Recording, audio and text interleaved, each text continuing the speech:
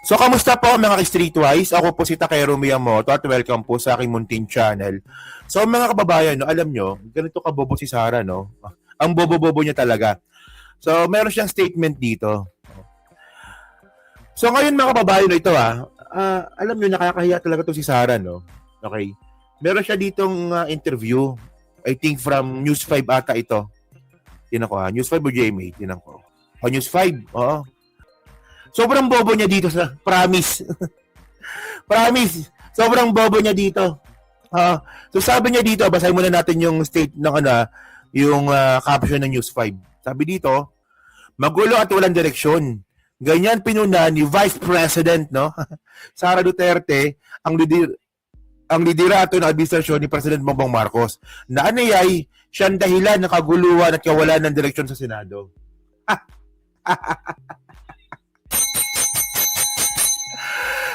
Tangina mo, Sara, no? Sabi ko kanina, bakit binumura ng mga DDS si PBBM? Ito mga kababayan, kamura-mura naman talaga itong kababuhan ni Sara dito. Sabi ni Sara, kawalan daw po ng direksyon kung bakit daw po nakakagulo ngayon sa Senado.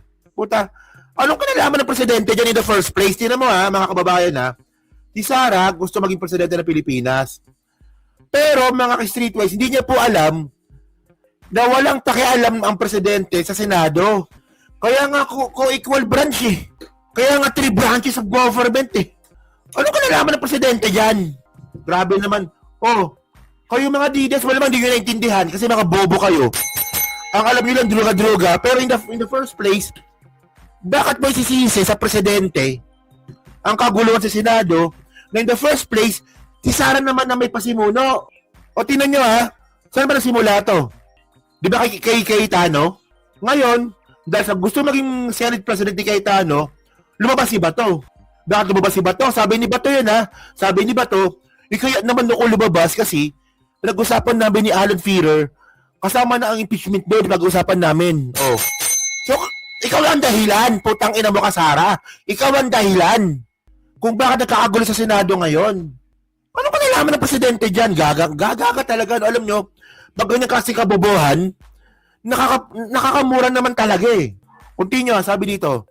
Nanawagan naman siya sa mga senador na mag-usap-usap, puta. Generic masyado. Mag-usap-usap, muling maitoon ang pansin sa kanilang mandato na naan sa saligang batas. Napaka-generic naman. Napaka-generic na sinabi ni Sara. O para masolusyon ng problema sa Senado, mag-usap-usap kayo. Sobrang generic. Alam niyo si PBBM, alam niyo kung anong utos ni PBBM sa Senado? Hindi ko kayo papansinin. No, hanggang di kayo nakakaayos. Kasi may mga ibang senador nga po na nang gusto magkaroon ng sesyon kasama ang Senado. Sabi ni PBBM, may mag-ayos muna kayo. Dadamay niyo pa ako dyan. Kapag kumampi ako sa isang faction, di kasalanan ko na naman. Si Sara malamang, pag si Sara to, ang gagawin nito. O si Cayetano ang panalo. Mga tanga kayo, malamang ganun gagawin niyo ni Sara. Pag si Sara po presidente ngayon, tapos nakakagulo ang Senado ngayon, malamang. Sabi niya ni Sara, Queen Gatchala, di kayo pwede. Panalo si Cayetano. Pero si PBBM, mga kababayan, hindi. Ang sabi ni PBBM, hindi ako mangingialam dyan hanggang di ka nakakaayos. So, para mas maganda, panoorin natin. Yung kaguluhan sa Senado ay nagsasalamin ng leadership ng administrasyon. Yung kaguluhan at kawalang direksyon ng ating bansa ay nagsasalamin ng kung ano yung klase ng leadership. Alam nyo, pag ganyan po, kunwari, 2 beses ginamit yung isang word, isang sentence, leadership, ang baba ng ang baba ng communication skills niyan. Tingnan niyo to, ito Tagalog na lang to Tagalog na lang to. Sa isang sentence, 2 beses niya ginamit yung leadership. Bobo sa communication skills. Partida. Tagalog pa yan. Paano pinag-English yan? Tama, di ba? Alam niyo sa communication, kapag sa isang sentence, iniiwasan po yan na gumamit yan ng 2 word. Isang sentence. Parang ganyan ginawa ni Sara. Isang sentence, dalawang word. Ginamit niya ng 2 beses yung isang word. Yung leadership, tinan nyo. Yung kaguluhan sa Senado ay nagsasalamin ng leadership ng administrasyon. Yung kaguluhan at kawalang direksyon ng ating bansa ay nagsasalamin ng kung ano yung klase ng leadership meron ang nakaupo sa. Kita nyo napapost siya, di ba? Napapost siya, di ba? Teka lang, leadership ulit. Wala lang siya mabanggit na iba. So, binitawan niya na leadership ulit. Sabi ko nga mga kababayan, no, ganyan siya kabobo. Ngayon, sinisisi niya sa presidente kung bakit nagkakagulo ang Senado ngayon. Pero alam naman po natin ang totoong dahilan kung bakit po nagkakagulo ang Senado ngayon. Para protektahan ka. Kaya nga meron Duterte Black sa Senado eh. Nandun yung mga... Sorry. Unubo ka. Sorry muna. Excuse. Kurt na kayo. Tayo na pa mag-adjust. Hindi. Walang adjust. Bobo eh. So ito na nga mga kababayan, no? Sabi ko nga mga streetwise, no, kaya po nakakagulo sa Senado ngayon dahil para protektahan po si Sara sa impeachment. Ngayon kung magsalita si Sara, hindi, wala akong alam dyan. Nga may kasalanan niya si Bongbong Marcos dahil walang leadership. In the first place, bakit kailangan ng leadership ng presidente sa Senado? Sa totoo lang, hindi. Hindi kailangan kasi hiwalay nga po na institusyon ng Senado. Meron silang Senate President doon, so yun po ang leader nila. Ang ginagawa lang po ng presidente, no, nagsasuggest sa Senado na ito yung mga priority bills ko. Pakiuna. Hanggang doon lang po ang kayang gawin ng presidente. For example, si PBBM, merong gustong unahin na batas. O baka pwedeng pakiuna naman ito. Kaysa unahin ninyo yung, di ba? Kaysa unahin ninyo yung pagdodroga ni Robin Padilla ng marijuana. Pakiuna naman itong mga batas na to. Ganun, di ba? Ganun lang eh. Ganun lang ang kayang gawin ng presidente, mga kababayan. Pero sabihin mo na leadership kailangan ng Senado, hindi po. Kasi nga po, hiwalay na institusyon yan. Kasi pa sabi mo kasi leader, siya yung nangunguna. Hindi pwedeng pangunahan ng presidente ang Senado. Kasi meron siyang sariling meron siyang sariling a branch of government. Ito nga po yung executive. So, ibig sabihin mga kababayan, tatakbo ng presidente si Sara, hindi niya po naintindihan yung co-equal branch of government. Puta delikado ito mga kababayan, sobrang basic nito, hindi niya naintindihan. So, bagay, tayo lang naman ang nakakasata dito kasi hindi naman po din gets ng mga DDS yan. Co-equal branches of government, ano yun? Hindi namin alam yun. Ang alam lang namin, bangag-bangag, druga-druga, ilang alam namin. So, isipin nyo mga ka-streetways, no? Tinandin nyo, Ito yung hindi, wala ko hindi get si Sara o nagtatanga-tangahan lang siya. Dalawa lang yun, eh. No? Hindi talaga get si Sara o nagtatanga-tangahan lang siya. Kasi tandaan natin mga babayan, no? Lahat nanto na nangyayari po sa bayan natin, si Sara po ang pinakasentro. For example, di ba, ngayon nga po, may impeachment si Sara. So dahil nga po sa may impeachment si Sara, nabuo na po yung Duterte Black, ay 5, ngayon 10 na. Yung 10 senador po na yun, mga kababayan, sila po ay nabuo para la protektahan si Sara sa impeachment. So siya ang may dahilan. Si Sara po ang pinaka may dahilan nito. Yung Maleta Boys, mga kababayan, tandaan nyo, yung Maleta Boys, mga ka-streetways, no? Napaka-illogical naman po talaga ng mga claims nila. Pero okay lang, kahit illogical, kasi sobrang tanga ng mga claims ng Maleta Boys. Importante, magkaroon ng confusion ng mga tao regarding po sa impeachment. So, ibig sabihin, mga kababayan, yung Maleta Boys, Sara din po ang may sentro niyan. Hindi siya ipasimuno posible, pero ang dahilan nung kung ba't may Maleta Boys ngayon, dahil din po kay Sara din po yan. Ang tawag nga dito, desperadong diversion po ang tawag dito, eh. Pero syempre, andito tayo mga kababayan, no, na alam naman natin na medyo bigo po ngayon ang pagsabotahe nga po nila kasi nandito po tayo. Di ba? Nandito tayo, hindi tayo nagtanga-tanga, hindi tayo naniwala kagad sa kanila. Kasi in the first place, mga ka-streetways, no, kung katotohanan lang naman ang pag-uusapan natin, hawak natin yung katotohanan. Sa totoo lang, mahirap po talaga na, na ipaglaban mo yung hindi totoo. Parang mga DDS. Yun nyo, di ba? Puta, alam niyo sa totoo lang, wala pong sa lahat po ng pinaglalaban ng mga DDS, walang totoo. Hindi nga, seryoso, di ba? Nga, continue natin, sige. Yung katangahan ni Sara dito, continue natin. Tanga kasi, no? Tanga. Yung kaguluhan at kawalang direksyon ng ating bansa ay nagsasalamin ng kung ano yung klase ng leadership meron ang nakaupo sa palasyo at ng ating administrasyon. Dahil lahat naman ng tao nagre-recognize sila ng kung ano yung direksyon ng isang leader. Pero kapag Ano daw? Puta, may naintindihan kayo doon? Kapal lang mukha nito, gusto tumakbong presidente, tanga naman. May tawag dun no? Dunning-Kruger. Ayaw ko lang pero si Sara ba, meron bang Dunning-Kruger si Sara? Dunning-Kruger, no? Na yung feeling ni Sara, matalino siya, kaya confident magsalita. Wow. Kasi pakiramdam niya matalino siya Pero dahil nga sa kanya kumpiyansa na magsalita, may mga naniniwala mga DDS. Talagang kulto lang talaga yung mga DDS. Sige nga, DDS, naintindihan yung sinabi ko. Baka din yung naintindihan yung sinasabi ko. Mga DDS na to, mga tanga talaga to. No? Ano sinasabi nito kay Ronnie? Ano yun? Kay Ronnie sinasabi mo, tanga-tanga namin din may maintindihan. Ang to, no? Grabe, no? wala yung direksyon, wala yung vision, ay nagkakanya-kanya talaga ang mga tao.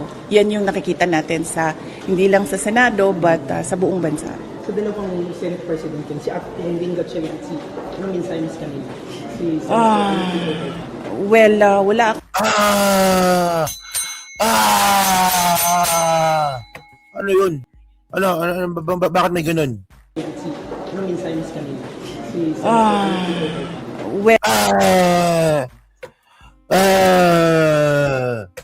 Ano yun?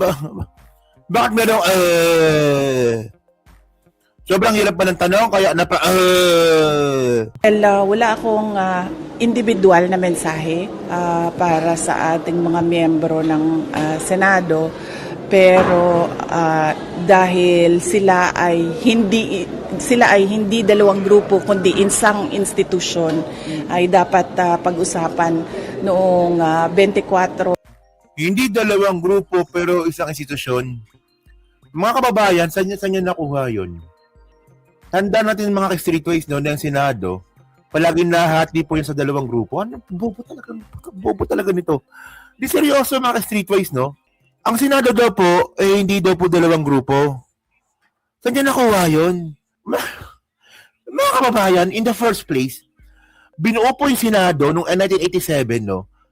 Kung pagbabasahin po natin yung 1987 Constitution, binuo po yung Senado na mayroong minority at mayroong majority.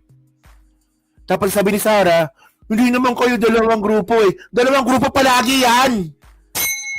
Tanga! Boba mo! Ang Senado, mga kababayan, palaging dalawang grupo yan. May minority at mayroong majority. Ewan ko lang kung nangyari ba na walang minority dati, hindi lang ako sure Pero naniniwala po ako na ang Senado binuo po para magkaroon ng dalawang grupo. Kaya nga merong committee, di ba? Merong committee. Tapos may committee, no? Meron po diyang head ng committee, tapos meron palagi minority diyan. So ibig sabihin nun, binuo ang Senado ng merong minority at saka merong majority. Tapos sasabihin ni Sara dito, hindi naman nabuo ang Senado ng dalawang grupo Isang institusyon. Oo, isang institusyon. Pero, palaging dalawang grupo yan. Tapos tatakbong presidente? Tatakbong presidente si Sara, di niya alam na yung Senado palaging dalawang grupo yan. Ngayon, mga kababayan, dalawang grupo ngayon ng Senado. Yun nga lang, ibang level po ngayon. Kasi sobrang sakit sa kapangyarihan nga po ni Alan Shearer. So, the same lang din po yan. Parasan din po yan. Ang minority po ngayon, yung grupo ni Alan Peter Cayetano. Ang problema lang po, ayaw bitawin pagiging Senate President. Pero, ang Senado po, binubuo po yan dahil merong minority at saka merong majority. Puta, syempre mga kababayan, gagawa ng committee. Sa committee, merong head ng committee. For example, Blue Ribbon Committee.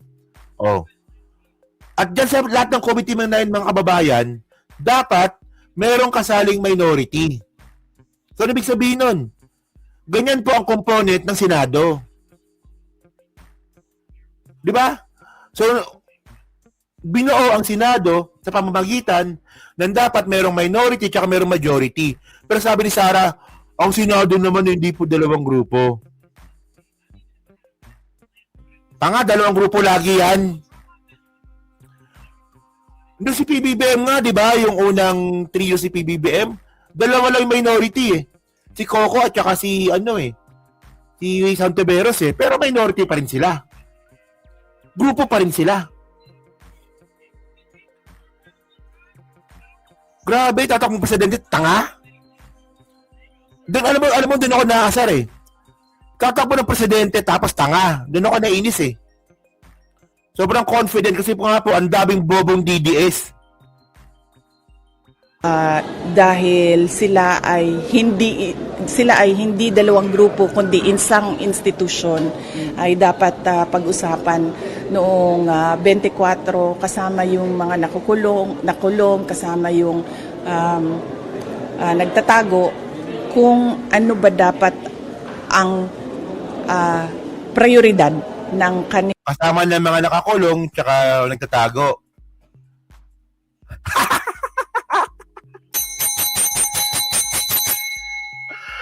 Sige nga, sige. So alam niyo mga kababayan, no, para makasama si Jinggoy Estrada sa usapan ng Senado, so kailangan dito may court order. So sino mag-i-effort? No, para po mabigyan nga po ng puta bobo talaga dito, no? Ang bobo talaga ni Sara sa totoo lang. Tingnan niyo sabi ni Sara, dapat pag-usapan daw po yung nangyayari sa Senado, kasama daw po yung mga nakakulong tsaka nagtatago. Okay. Sabi muna natin si Bato. Kasi bobo yan eh. Doon na lang po tayo kay Jinggoy. Sige nga. So ibig sabihin, kasi ganito yan eh. Kung kayo po, hingi kayo ng court order.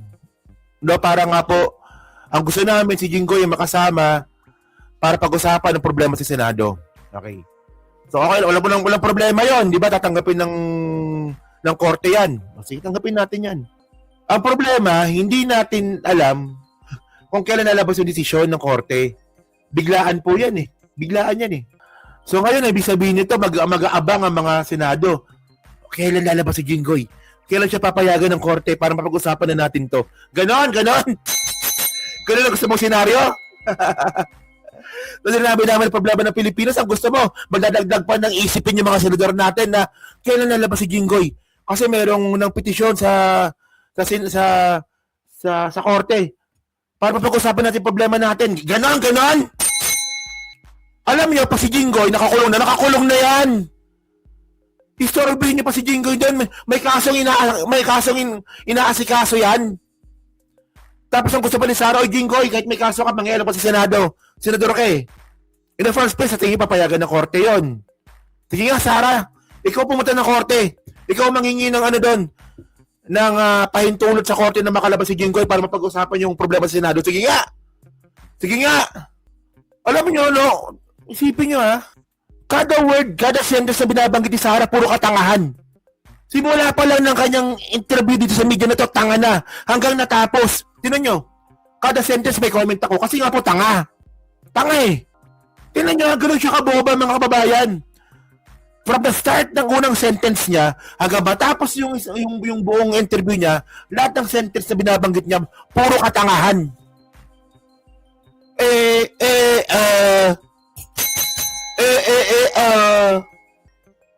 Alam niyo, nakakatakot to, no? Ganyan na presidente na gusto ninyo, tanga.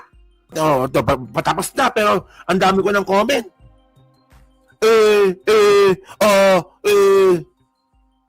Kanilang institusyon at ano yung kanilang trabaho na naaayon sa ating saligang batas. Tagalog na nga lang, tanga ka pa, sobrang basic. Ano ang dapat na solusyon sa problema ng Senado? Pag-usapan nila. Anong klaseng... Ay, Diyos ko, Sara. Wala na bang kakatalino ng konti yan? Wala ba yung mapapaisip nila kami ng statement ng interview mo na, oo nga, no? Alam niyo, din ako bumibilib sa mga politiko eh. Na pinagsalita na, ay, oo nga, ang galing. Nakuha niyo yung point ko, di ba? May mga ganong klaseng mga politiko eh. Pag nagsalita, may mapapulot kang knowledge. Oo nga, no? Ang galing naman nun. Punta si Sara, ano sabi ni Sara? Para po magkaroon ng kaliwanagan ng Senado, pag-usapan ninyo. So ano yun? Ano yun? Magulo Senado ngayon. Ano ang dapat nating gawin? Ikaw yung nasa ropor sa dulo, ano masabi mo? Dapat nila pag-usapan yan. Putas talino mo talaga, no? Palakpakan tayo. Kayo mga DDS, wala kayong pakialam sa katotohanan. Wala kayong pakialam sa qualities po na meron si Sara. Para sa inyo, DDS kayo. Susuportahan namin, poprotektahan namin si Sara kahit ang bobo-bobo niya. Bobo eh. Puta, kahit po yung pinakadulo sa ropor, kayang sagutin yun eh. Kailangan nilang gawin yung pag-usapan yan. Puta, yun na lang pala yun. Hanggang doon na lang pala yung knowledge si Sara. Ay, tanga. Para sa iyo, legal ba yung naging quorum ng Gatchalian Bill? Wala akong... Yan na naman eh.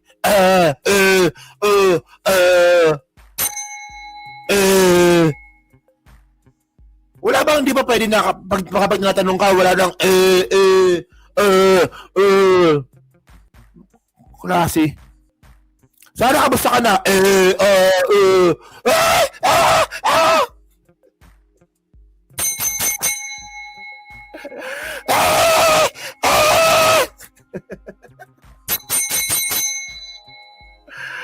Tayo lang yan.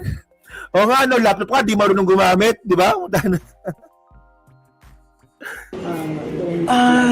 Wala akong legal na opinion sa Ang gusto niya sabihin dito, wala akong alam. Ay dapat yung tanong kasi, ano masabi nga daw po ni Sara doon po sa ginawa ng quorum ng Gatchalian Group. Dapat siguro nag-iisip si Sara eh.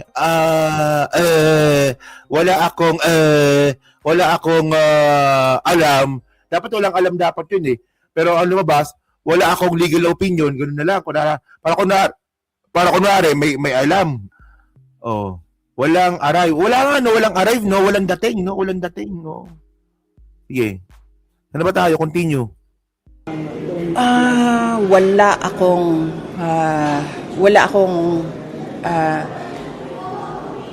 legal na opinion sa mga pangyayari. Mas mabuti sana kung meron o masasagot ng Korte Suprema kung ano ba talaga ang i-recognize at ano ba dapat ang ways forward ng ating Senado. Wala talaga. Walang kakwenta-kwenta. Walang kakwenta-kwenta, men. Una sa lahat, bakit wala kang legal na opinion? Abogado ka. Tayo nga mga kababayan, hindi naman tayo abogado. Pero kung pag-uusapan natin yung legal na opinion regarding nga pa sa nangyayari nga pa sa Senado ngayon, meron tayong masasagot. Siya, partida, abogado pa siya, pero wala siyang maisagot. Di ba? For example, tanungin ko si Danny Reynado, si Kuya Danny, kunwari tanungin si Kuya Danny. Kuya Danny, ano masasabi mo doon sa nangyari sa Senado? Kahit pa paano naman siya may sasagot na legal opinion? Noon na, 24 sila, naging 22, so meron namang jurisprudence. Meron may sasagot. Di ba? Meron tayong masasagot. Si Sara mga kababayan, wala. Dapat ang sasagot yung Korte Suprema. Basic. Ang daming problema dito. Actually, dyan pa lang po sa interview ni Sara, ang dami ng problema. In the first place, una pa lang, bobo mag-Tagalog. Well, kung bobo mag-Tagalog, mag-English ka na lang. Ganun dapat, di ba? Ganun dapat eh. Kung bobo ka mag-Tagalog, mag-English ka. Yun nga lang, mukhang bobo rin sa English. Pangalawa, yung mga suggestion niya sobrang generic. Pangatlo, Out of this world nga po yung mga pinagsasabi niya. Pag-usapan ng mga senador, kasama yung mga nagtatago at yung nakakulong, yung problema ng Senado, gano'n. So, paano magagawin yun? Paano magagawin yun? Sige nga. Sino ba naman di mag-iinit ng ulo dito pag ganyan kabobo tong vice presidente natin na gusto maging presidente? Niniwala ako sa gano'n, no? Ako naniniwala ako na si Digong talagang, ano na yan, nakatadhana na yan na maging presidente. Pati po si PBBM. No? Ako pa naniniwala din po ako, no, na kailangan natin pagdaanan itong mga bagay na to. Tingnan niyo mga kababayan, no? Kung si PBBM po naging vice presidente nung panahon ni Digong, di ba natalo si PBBM yun, di ba? Kung siya po ang nanalo nung 2016 in election sa bilang vice presidente, malamang hindi presidente si PBBM ngayon. Malamang. Malamang si PBBM ngayon hindi presidente kasi baka siniraan na siya ni Digong. So nakatadhana na po talaga yon na hindi manalo si Bongbong Marcos bilang vice presidente noong 2016. So kaya nga po nagkaroon ng unity team, di ba? Ganon. Oh. So dapat naman talaga mga kababayan, no, dahil nga po sa sobrang lakas talaga ng Duterte court noong panahon na yon, no, talagang dapat talaga si Sara po maging presidente noon. Honestly talaga. Honestly. Kung makita naman natin sa mga survey, mga kababayan, talagang si Sara talaga nangingibabaw. Pero hindi po ganoon nangyari eh. No? Nagkaroon na ngayon ng unity team. So ngayon, sa pagkakaroon po ng unity team, nakatadhana na rin po talaga yan na ma-expose si Sara Duterte. No? Na pagiging pro-China, pagiging boba, no? At walang alam, wala talagang alam. Kasi kung hindi po naging vice presidente si Sara Duterte ngayon, no? Hindi rin po ma-expose yan si Sara. Kaya nga po kung naniniwala po talaga ako, no, na kung ang pagiging presidente po ng Pilipinas ay nakatadhana po yan, ako naniniwala pa rin po ako na mukhang hindi magtatagumpay si Sara sa 2028 elections. No, sana nga ganun. Sana nga ganun. Kasi ewan na natin, di ba? Kasi siguro, kasi paano ko ba sabihin to? Kasi tayong mga Pilipino, mga streetways, no, nung bago po ko pumasok sa politika, no, especially nung panahon ni Digong, nakita ko nga po talaga na yung mga Pilipino, merong superhero effect. Meron silang ganun eh. Na kung sila po yung naghihirap, ang kailangan nila superhero para umangat sila sa buhay. Saan nila nakita yon? Sa presidente ng Pilipinas. Kaya nga ganun sila eh. Sa presidente, mataas ang tingin nila, di ba? So, ako naniwala po ako noon na nawala po yung ganung klaseng paniniwala ng Pilipino. Mula nga po nung si PBBM naging presidente. Oh, kasi di ba, ganun din, naniwala ako na ganun kasi yung tinitingala ng mga DDS na si Digong na-expose, ay mali pala yung ginawa namin noon, na masyado kaming nagtiwala kay Digong. Oo. So, alam niyo meron akong pinapanood dating vlogger nung nasa abroad ako. Idol ko talaga yung vlogger na yun, men. Hindi naman siya political vlogger, pero ang vlog niya kasi tungkol sa negosyo. So sabi ko, talagang magaling na vlogger to kasi magaling to, sabi ko. Tapos nalaman ko, DDS pala, putang inang yan. Sabi ko, ano yan? Sabi ko, well, kaya rin naman pala, DDS pala, puta. Dapat kasama siya dito sa sa slide ko, hindi ko na sinama. Kasi, yan lang sa mga Pilipino, daming panatiko, bakit kaya? Ayun nga sinasabi ko nga. Kasi ang mga Pilipino nga kasi, naniniwala sa superhero. Sila nga daw po ay aasenso sa pamagitan ng isang superhero. So, sino yung superhero nila? Presidente. Ganun palagi yan. Ganun yan. Tinan nyo ha. Tuwing eleksyon, ano ang paniniwala ng mga kababayan nating Class E o kaya mga mahihirap? Boboto kami para yumaman din kami. Boboto kami kasi tutulungan kami niya may ahon sa kahirapan. Na which is hindi naman dapat ganon. Alam niyo ang hirap ituro sa mga sa mga bobong mga Bisayang mga patay gutom eh. Yung ganun paniniwala kasi mga Bisaya may limit gumagawa niyan eh. Mga Bisayang DDS, sorry, mga Bisayang DDS, no?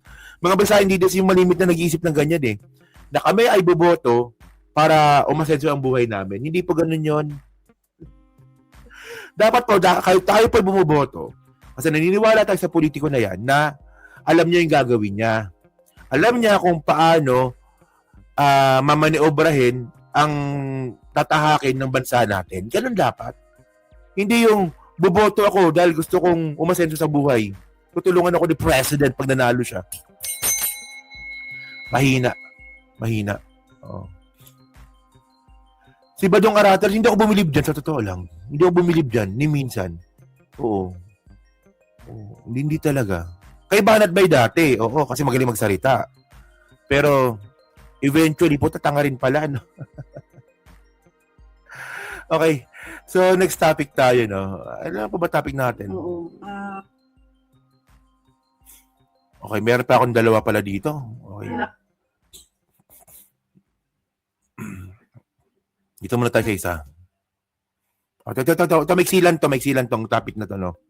Ang tawag sa Ilonggo niyan, Manol. Kaya tikalon. Ano ba tikalon? Manol ang puta, oh.